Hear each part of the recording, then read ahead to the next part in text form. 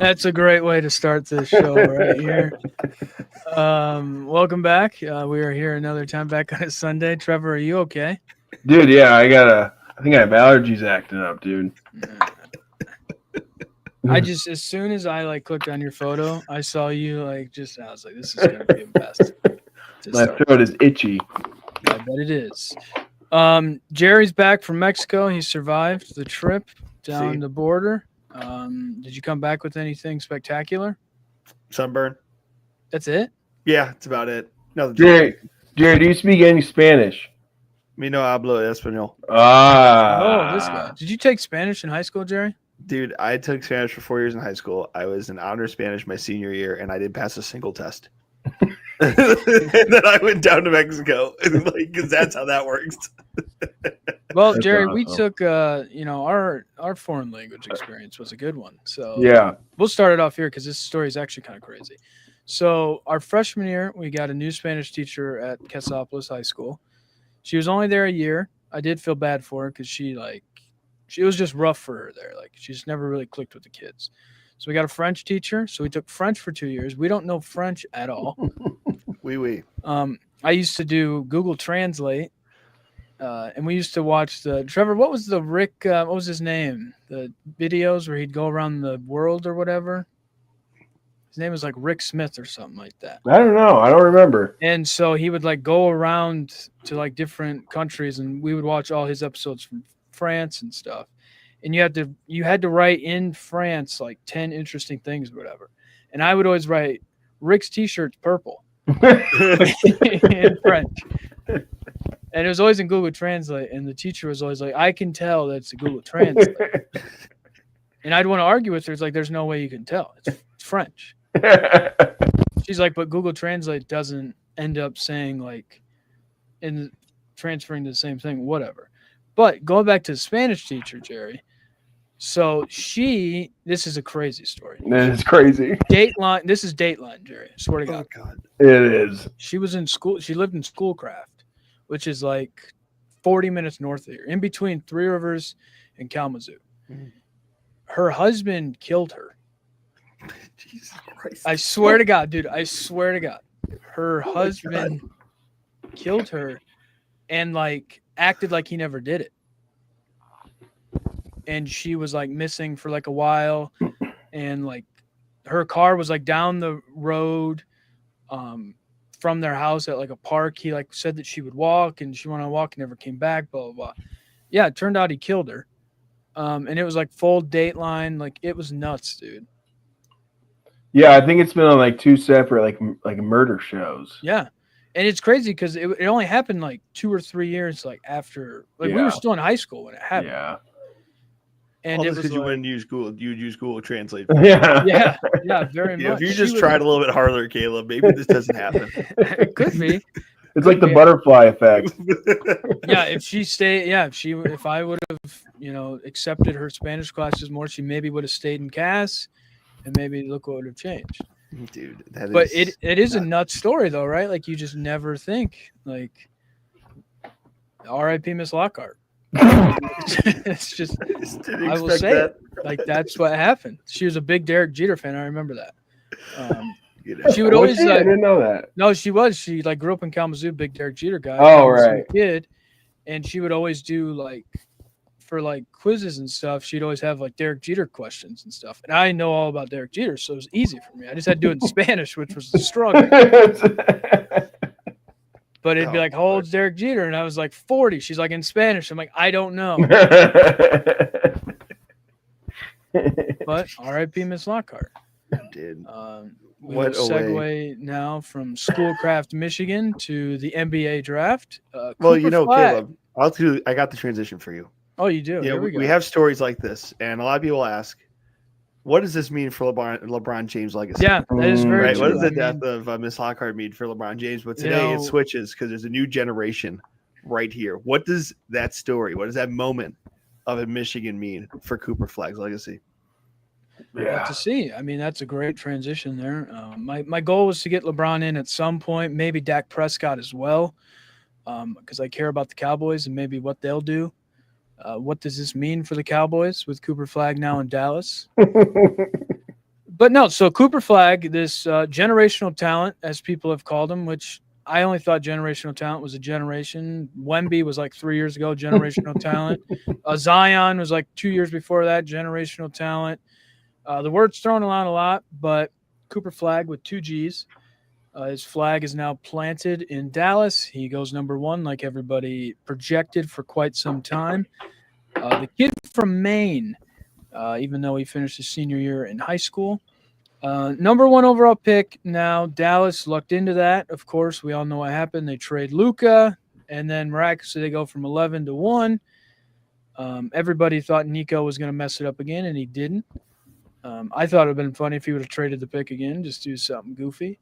But now Cooper Flagg now goes into probably the better situation that a number 1 overall pick in the NBA in a long time has gone into. Probably close to like Magic Johnson with the situation. Anthony Davis, Kyrie is coming off ACL, but will be back sometime this year. Klay Thompson.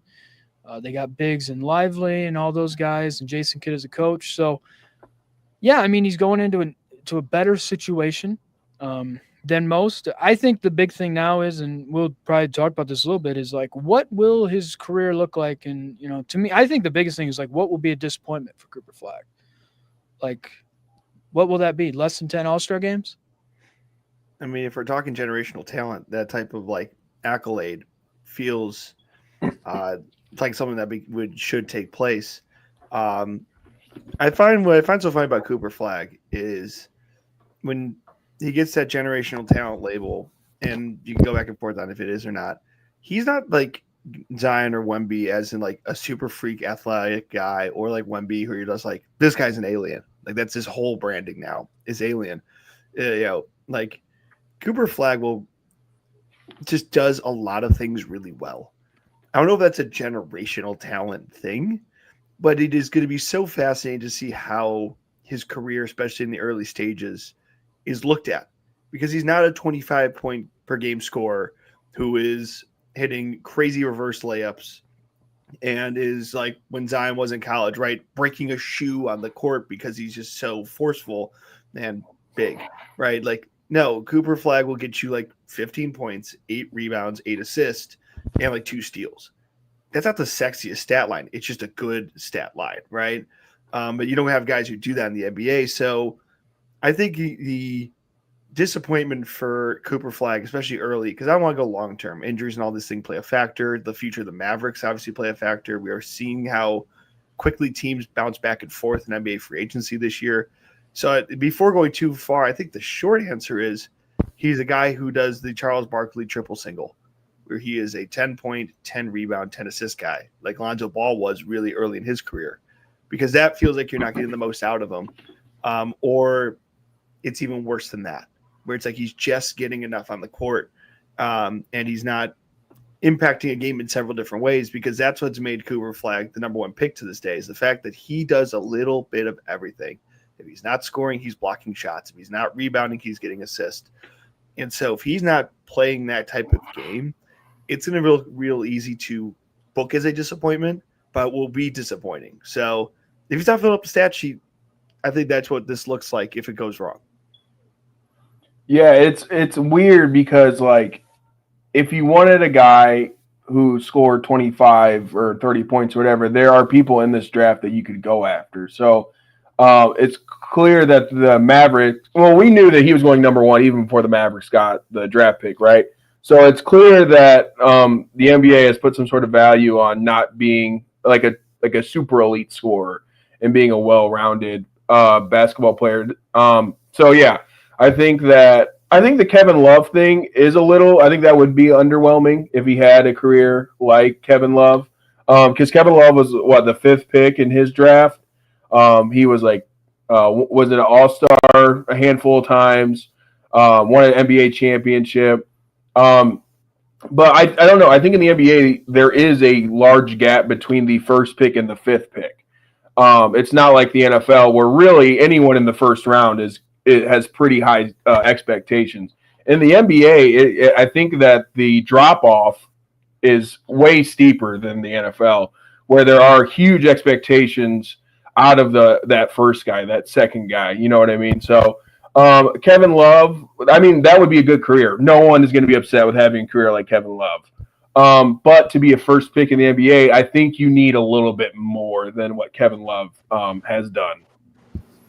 Yeah, I mean, like Kevin Love probably going to be in the Hall of Fame. I would say if he stays in Minnesota's entire career and puts up 25 and 15 rebounds, maybe a little different. But he kind of took the Chris Bosh approach, and I think people forget with Chris Bosh, like when he was in Toronto, dude was a problem. Was a very good player, and then took a third seat to win a title and be on a good team. But Jerry, this is where I'm going to bring LeBron James into this conversation. This is how we do it here.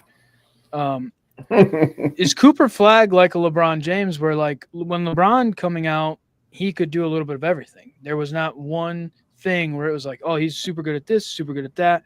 Of course, Cooper Flagg's not as athletic as LeBron, but from a whole style of play, he does everything very well. And that's a gripe a lot of people have nowadays with LeBron is like, well, he wasn't good at one thing, or he didn't have a bag, or whatever they want to call it, whatever the hoop terms are nowadays. But like Cooper Flagg is kind of like that. Like he makes everybody on his team better. He's going to play defense. He's going to get rebounds. He can pass very well. He can score when need be. Like I'm not trying to sit here and compare Cooper Flagg to LeBron James, but it's like that type of play set, because that is the thing. It's like everybody, like Melo was talking about Cooper Flagg. He's like, oh, he's not a scorer. People have said that about LeBron for 23 years, and yet he's the all-time leading scorer. So I'm not saying that Cooper Flagg is going to be LeBron or be the next LeBron, but when we sit here and be like, oh, he doesn't do this, or he doesn't have a bag or whatever, I think there's such an undervalue on guys that make their team better and can kind of do all-around things. Tyrese Halliburton's a great example. He was called the most overrated player in the NBA coming into this year, and look at what happened. He led his team to the finals. I just think for Cooper Flagg, I think he could score 20, 25 a game if he went to Brooklyn or Washington on a team like that. But going to the Mavericks, he's going to be able to develop. He's going to be able to play his game. It'll probably help him long term, and he'll be able to be a better all-around player. Look, I expect him to average like 14 points. Maybe 6 assists, 5 rebounds, something around there. Like that's my expectation for him this year. If people want to call that a disappointment, look, as long as he grows, continues to build, and the Mavericks make the playoffs and maybe make the second round of the Western Conference Finals again, that's a success.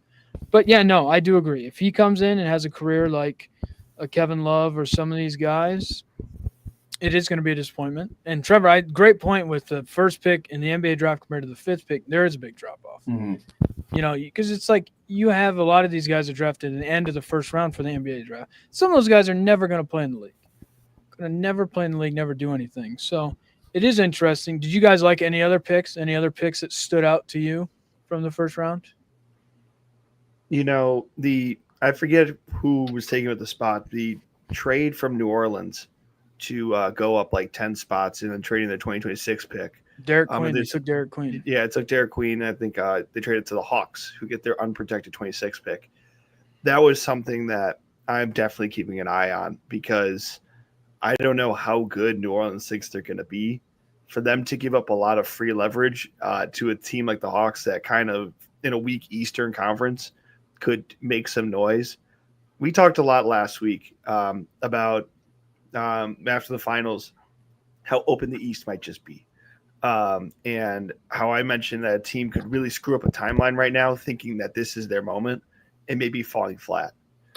The Hawks may have instead just did the opposite. If this pulls out right, I forget who they picked later in the draft for that first round pick, but you still get a first round pick this year, right? And you move down a couple spots, and I think the reports were they got the guy they wanted anyways, or whatever. Everyone says that, right? But then next year, if you get the guy you want, you have a decent year this year, which is very, very doable with the Hawks. Again, anybody can make a spot. It's almost guaranteed they make the play-in just because of how weak the East can feel at times. And then you walk in knowing you have decent draft capital next year too. That's one of those small moves that doesn't feel like a lot in the moment, but everyone kind of goes, "Why?" Yeah, especially a team like New Orleans. It's not like they're on the other side of this, where it's like you just gave up a couple spots for a guy who's good. Derek Queen's a good basketball player. He will be solid, but it's not like he may not be that guy, right? It's not like you traded up for this guy on the screen in Cooper Flagg or someone where you're like, okay, we could build around him, right? I can't guarantee that with him. So if that was the one that stood out to me, partially because we might look at this time next year and go, oh yeah, New Orleans, who is in the chance for the lottery, is actually giving their pick to the Hawks. Now the Hawks have a spot where they could build and grow. So maybe not the sexiest pick on the immediate, but the future implications, especially in a free agency period, which I don't know how much we're going to talk about this week because it hasn't really started yet, but will be very interesting this year to see how teams balance the second apron and all this stuff. Moves like that mean that much more. So a little quiet movement in the first round. And then I'll also shout the Nuggets were in the second round. What was I think the 41st pick. They posted a nice picture on Twitter saying they wanted a Quesarito in reference to the Nikola Jokic draft, where he was drafted while a Taco Bell commercial was being played. Always love a reference to that. Yeah, I mean, for the Hawks, does it mean like Trae Young is going to be moved potentially too, or whatnot? Are they really building for the future? Kind of rebuilding. They're kind of one of those teams that always feels like kind of stuck in the middle, never the best, never the worst, just got in the middle. Yeah, I mean that trade. I mean everybody's killing that trade because it's like the Pelicans act like they're going to guaranteed make the playoffs. There's no guarantee that they even make the playoffs. You have a guy in Zion that's got, I think, off the court issues on top of can't stay healthy when he is on the court. They made the trade for – didn't they trade for Jordan Poole? Yeah, they just moved on. I think it was CJ McCollum for that. And it's like, again, this is a team in the West that you're not looking at them. They're not scary. And they're in the harder end of the two, the Eastern Western Conference. They're in the Western Conference, which feels more deadlocked, has more talented teams. And you're like, why would you give up this good unprotected spot? I mean, you're not trying to contend this year.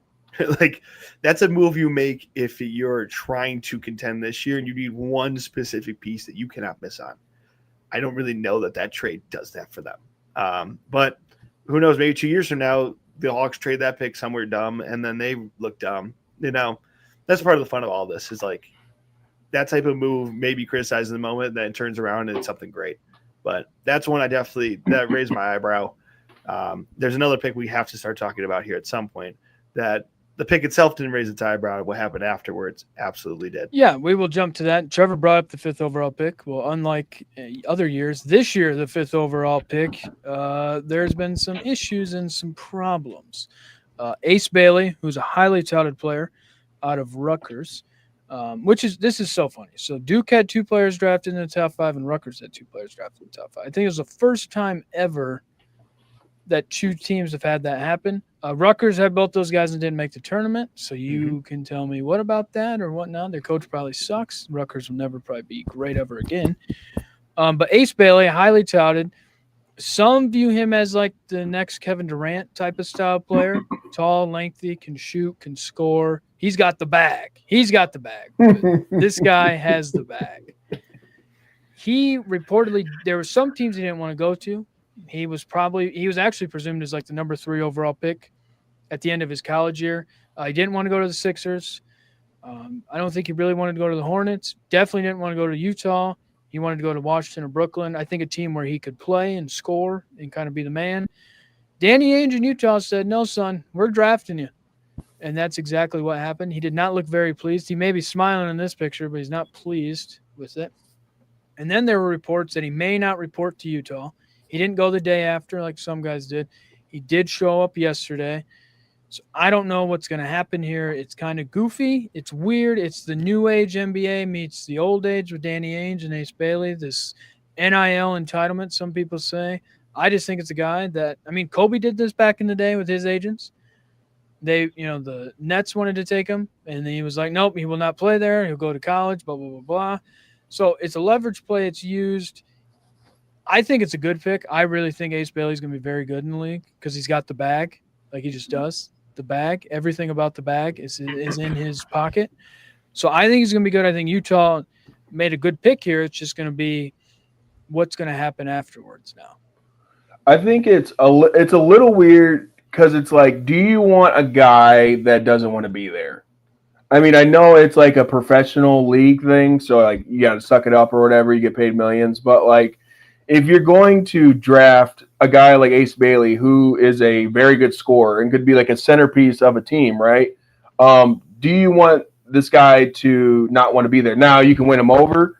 You could be like, hey, Utah is actually awesome. But I think it's weird that if you hear a guy doesn't want to play for your team to then go and get that guy. Obviously, sometimes these guys are so talented, it's hard to pass up on them. Like you said, he was projected to be the third pick, and he dropped to 5. So it's like, well, we'll figure something out. We can't let this guy go. But I don't know. I think it's kind of an interesting idea to pick a guy who necessarily doesn't really want to be there. I'd shout out to Eli Manning because I feel like he did this so well that guys every once in a while think they could do the same thing. Even though obviously HBAs are reported to Utah, this kind of saga, and it's, it doesn't go away, but it is basically over, right? He's there. He's not still holding out from heading into the great state of Utah.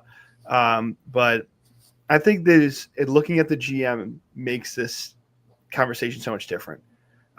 Prime example, the Chicago Bulls did this right now, they'd be getting flamed because the Chicago Bulls, historically, at least, recent history, have been terribly managed. So they go, of course you pick a guy who doesn't want to be here, all this, and that.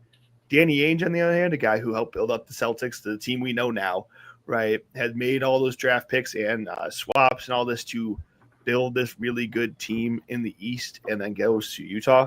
We go, oh, it's Danny Ainge, he'll figure it out.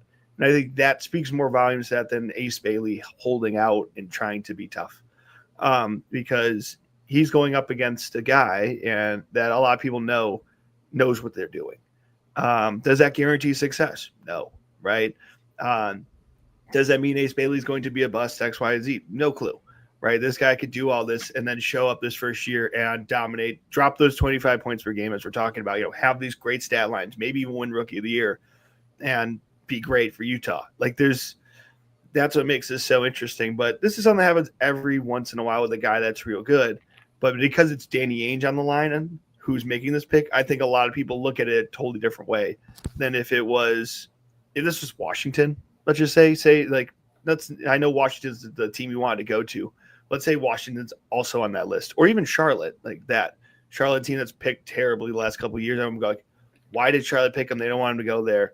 They began crucified because, again, it just shows you how much I think people respect Danny Ainge and his work, and also what they're doing in Utah, which is building that young core, especially guys like Lauri Markkanen, et cetera. That, they weren't good. There's a reason they're up here in this top 5 pick, but they're building some good pieces around it, and people like the direction they're heading, especially because they had that second round pick, Walter Clayton Jr., first round pick, I should say. But on the other side of this too, for Ace Bailey, it's like, if you don't perform, your stock's already low. And that means you're going to start losing money. Because it's one thing to be like, oh yeah, the public perception of you isn't great. Doesn't matter. A lot of people hate Kevin Durant. He still makes millions. Kevin Durant not being liked didn't lose him money because he was good enough to back that up. Now you walk into the league, you have played 0 minutes. People already have a certain perception about you. You can beat that perception. Congratulations. If you score, you play well, everyone will look at that moment and kind of shrug it off. But if you struggle, if you have a bad couple of years, well, the goal for a lot of these guys is you get a second contract. Rookie deals are nice. They're real great. Second contract's generational money. You are already leveraging some of that second contract because you are burning those bridges and goodwill within the league. Again, I don't need to do the public perception. It doesn't really matter what we think. 31 other GMs just saw you act like you were better than an NBA organization. So they might go back to that if you're kind of struggling, you're not doing that good. Now they get you on a discount. That discount's out of your pocket. So he's putting more things on his shoulders. It's a guy who could do it. He has the talent. He has the quote unquote bag to do so, right? But I find these moments fascinating because it's like, yeah, what me, Colin Cowherd, or pick whoever you listen to says about this doesn't mean much. But if you're trying to get to the next spot and you don't look a certain way, you haven't played the right type of game, this moment stands out, and that moment could lose you money. Yeah, I mean, and it did lose him money. They said going from like the third pick to if he ended up like the sixth or seventh pick where he wanted to was like $8 to $10 million he could lose total. Clearly, he didn't care about that. So his bag for Rutgers was probably ridiculous for NIL. But if you're Utah, you're looking at it and you're going, they thought they were going to have the number one overall pick. They thought that, or at least a high chance of that. And then you get the fifth pick, and then a guy like Ace Bailey with the talent falls to you. You're like, we have to do it. So it'll be very interesting moving forward. I think he'll end up being fine and playing, but yeah, you never really know. Could this affect how he does play or whatnot? All right, let's get to some comments here. Creepy photo Nolan Marco is back here. Spurs are going to be a problem. They're doing exactly what OKC did, just without all the trading. Yeah, the Spurs, picked Dylan Harper at the number 2 overall pick. They're pretty guard heavy, I would say. It kind of feels like maybe someone may be going out of town. Maybe for Giannis Antetokounmpo. It just feels like when you have De'Aaron Fox, Castle, who was rookie of the year last year, and now Harper, kind of mumbo jumbo with guards with Wemby. So I think the Spurs are kind of cooking something up a little bit. I don't know if Dylan Harper is going to be traded or whatnot, but yes, they've done very well. But I would say for the Spurs, I know Pop's no longer the coach, but it's getting to the point with Wemby where it's going to be like, all right, you've had your nice first couple years, but you got to start winning games. So I think that is what's going to be interesting moving forward with the Spurs is now the pressure of like, all right, Wemby, you're supposed to be the next one. What are you going to do now? No, the good thing for the Spurs, kind of the OKC, is they have an identity. They are solid defensively, but they're a good offensive team more than anything. What I like about the Spurs is, as I think it was Mark Nolan just said, like they're not doing the trading yet. But OKC didn't do the trading in the immediate either. OKC had started winning and then got the pieces they needed to then in the trades. That was what you got with Caruso, that you got with Hartenstein. But before they even started making those moves, and remember with OKC 2 years ago, this is a 26 win team. They're like, okay, there's some talent here, but they got to build. And then that second year, they explode to 42 wins. That 20 plus, adding 20 plus wins in the season is not normal. And instead of kind of playing the long game, Sam Presti said, hey, we're making these moves now. Getting those guys like Caruso and Hartenstein were the final moves to then make them a championship contender. The Spurs need to start winning to then make the trades because now NBA trades, especially a team like the Spurs, I don't know if they go for a Giannis. I get this. I see the vision. But like, if you like the core you have there, do you really jump go near the second apron, bring on a big contract, take a lot of depth and role players, which both teams in the finals had. They had depth. You had guys coming off the bench that could score, be productive, right? Do you get rid of all of that for a superstar? That's been the new question, and we're not seeing that as much.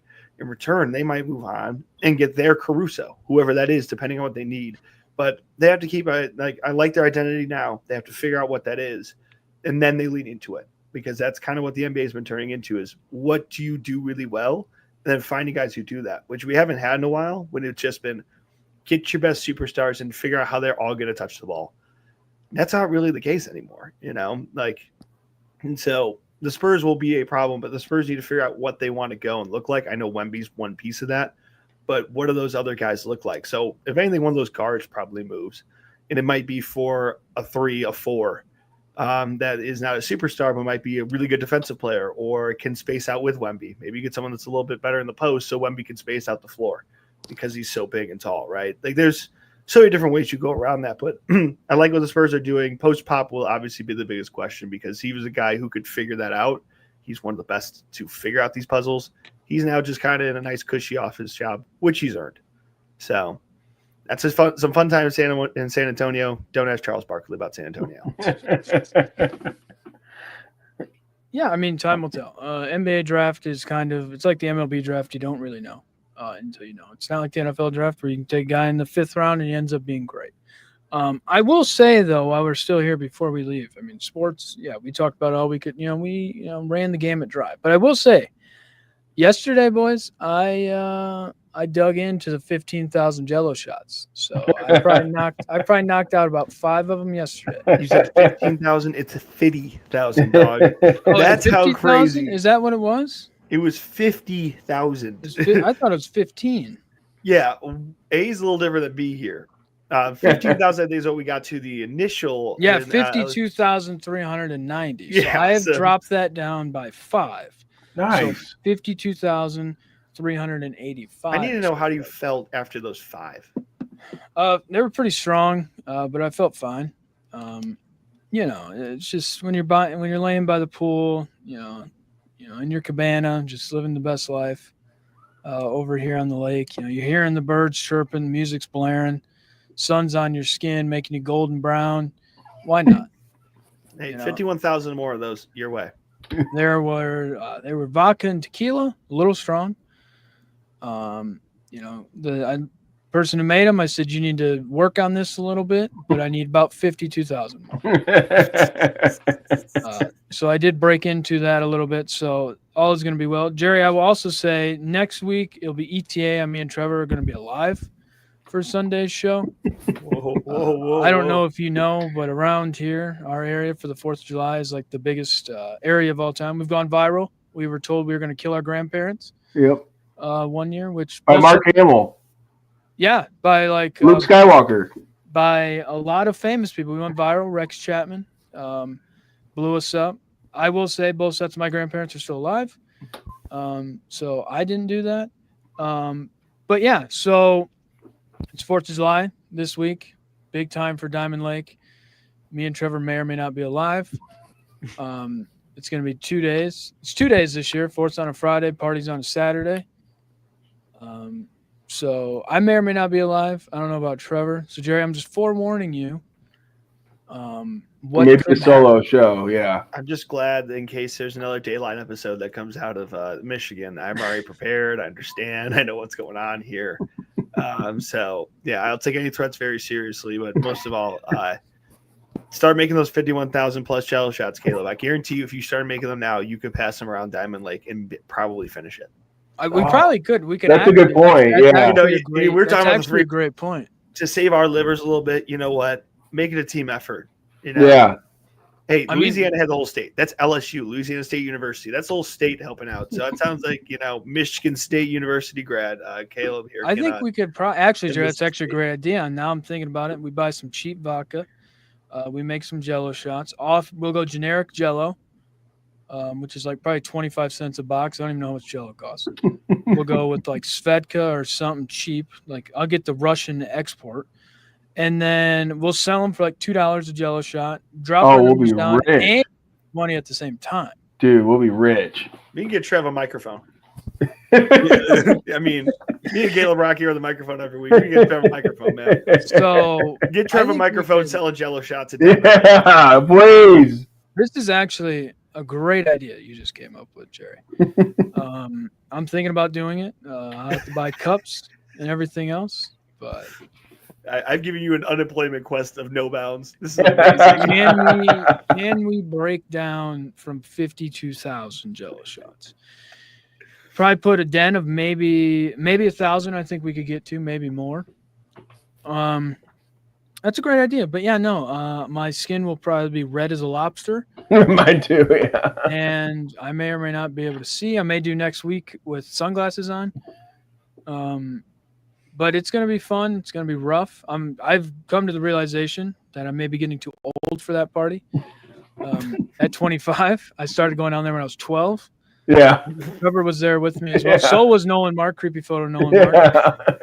Nolan will also be there with us, so we may lose a viewer, our only viewer, for that.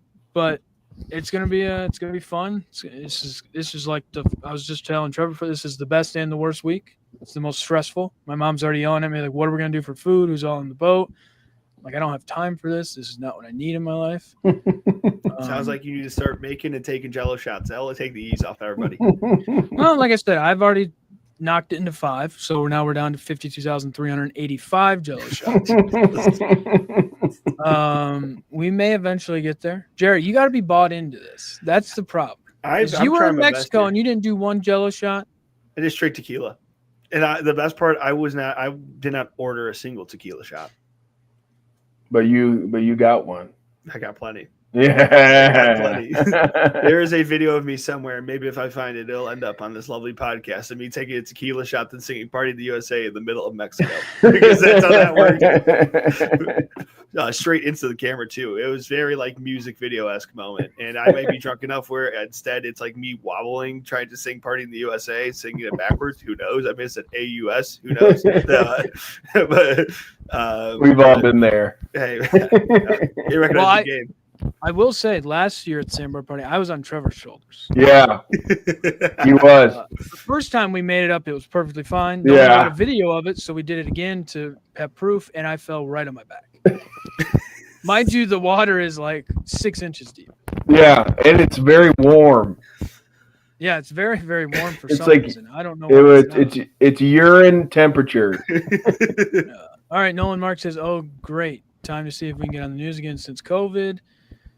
Jello shots record would do it." Yeah, I think that we should do the Jello shots record. We can tear it up. That's actually a great idea, Jerry. Maybe even $1 Jello shot. We'll be balling. Again, this is the Trevor Microphone Fund. Yeah, please help me. Yeah, it's gonna be like one of those like dog commercials back in the day. It's like it's like you want Jello shot. We'll help this poor man get a microphone. I'm like crying from Batman. It's like, I was born in the dark. No, but we may or may not survive. Jerry, also, I text you. We're gonna try and we want to come to St. Louis. Yeah, we're working on the details down there. Okay, figure that out, and then we will. When we do come to St. Louis, because we're going to at some point, we're gonna film me and Trevor's journey down there. We're gonna film with you, and film our journey back. Oh, I love this. This sounds so fun. The only way to do it. Yeah, that sounds amazing. Can't wait to take you to unincorporated North St. Louis County. Oh, no. Hey, all I'm saying is I'm going to You want to go viral, brother? I'm going to pack different clothes for different areas. Okay? Maybe when I go to some different areas of St. Louis, I will not be wearing this shirt. I may just wear a wife beater and shorts. Yeah. It's a great time to find out that Caleb owns a shiesty.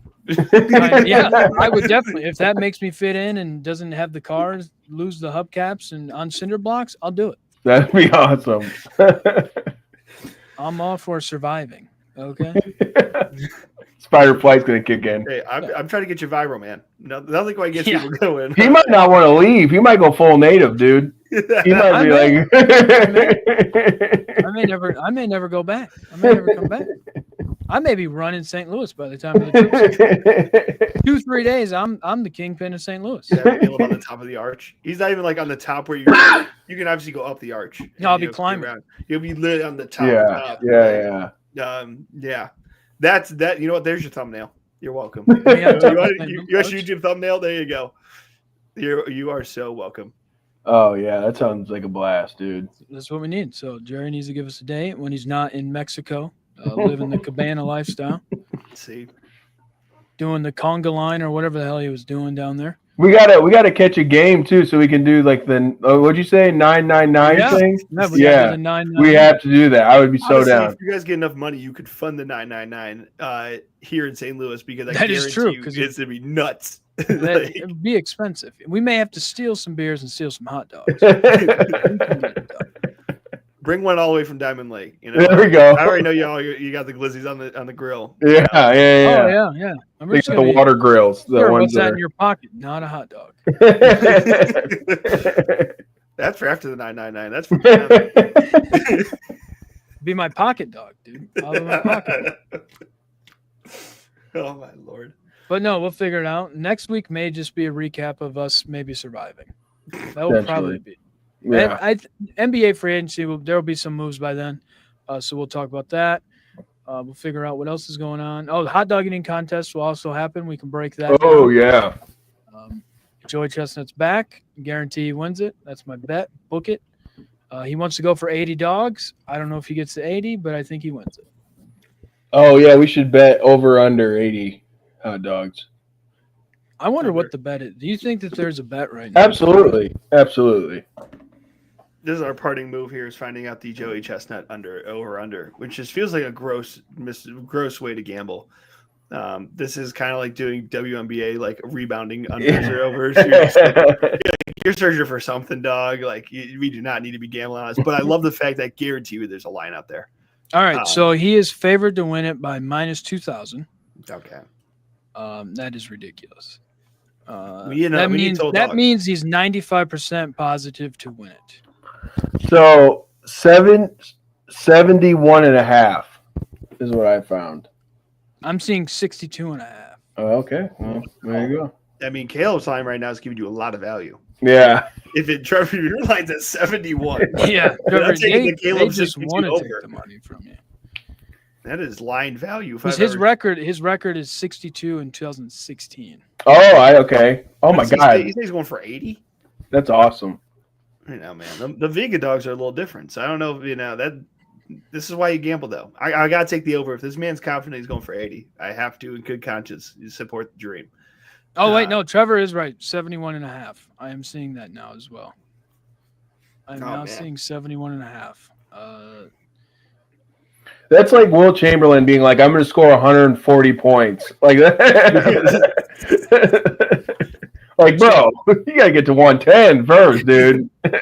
There's 5 competitors under him listed. Their numbers all range between 44 and a half to 49 and a half. And his is 71 and a half. That's insane. That's amazing. Greatest athlete of all time. Man. We should do an over-under for Jello shots at the Diamond Lake. That's, you know what? That's a line I like. That's a line I like to see. 125. Between us? I'm talking about between me and you. I think we could probably... Whatever it is, Jerry, hammer the over, buddy. I'll get us there. Over, baby! 15 and a half. 15 and a half, I'll get us there, Jerry. Don't worry. That's not that bad. No. It's easy. Yeah. 5 the other day. Maybe I'll bump it up to 30 and a half. 30 and a half. I'll still take it. I'll get us there, Jerry. For the sake of your livers, over, baby. All right, so tune in next week, see if we survive or not. Or Jerry will just be here by himself talking. It'll be a very different hour, I can tell you that. But we'll figure it out. But as always, thanks for watching, and we'll see you next week. Peace.